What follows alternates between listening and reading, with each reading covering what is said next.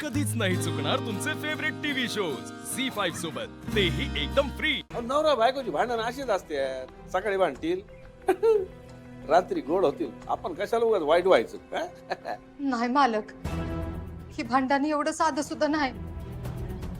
अहो, शत्रूने आता तेजू बरोबर जनावरासारखं वागायला सुरू केलंय। काल रात्री बिल्लाही मारले हो तिला। मालक, तुम्ही जरा समजा बाकी। अरे एकेकाची पद्धत असते, हक्क गाजवून प्रेम व्यक्त करणे। जाऊ द्या, नका टेन्शन। अहो मालक, असं नाहीये, खरंच तुम्हाला वाटतं एवढं साधं सोपं नाहीये हे। आणि हे सगळं पहिल्यांदाच घडतंय असं बी नाहीये। इथून पुढे बी असंच होत राहिलं तर पोरीच्या आयुष्याचं मातेर होईल हो। ते काय नाही, मला हे सगळं सूर्याला सांगायलाच पाहिजे।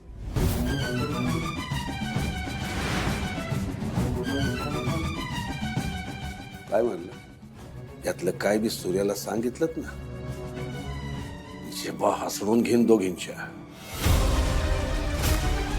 यातलं काही बी सूर्याला कळता कामा नये। मालक, अहो असं का बोलताय तुम्ही? मला काय वाटलं, आमचा त्याच्यावरचा राग गेला ना, आम्ही त्याला माफ केला? शक्यच नाही।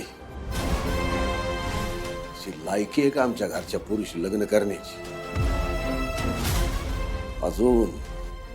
अजून ती गोष्ट आमच्या मनाला एखाद्या काट्यासारखी टोचत राहते दिवस रात्र। आम्ही जे वागलो सगळं नाटक होतं, नाटक। काय? त्याला काय वाटलं, तो आमची पोरगी पाहून आमच्या इज्जतीला बट्टा लावला आणि मी गप्प बसू। ज्यानं आमच्या इज्जतीला हात घातला त्याचा घात झाला म्हणून समजा। हेच आम्हाला त्याला दाखवून द्यायचं होतं, म्हणून आम्ही हे सगळं घडवून आणलं। हे सगळं आधीच ठरलं होतं।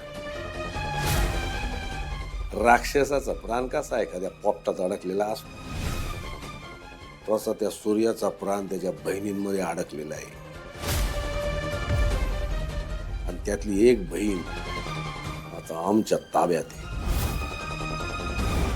इकडं तिची व्यसन आवडली, तिकडं त्याला फास बसला। मजा येणार, मजा येणार, या खेळात लय मजा येणार। आता तुम्ही जर या खेळाच्या मध्ये आलात तर तुमचा खेळ खंडोबा झालाच म्हणून समजा।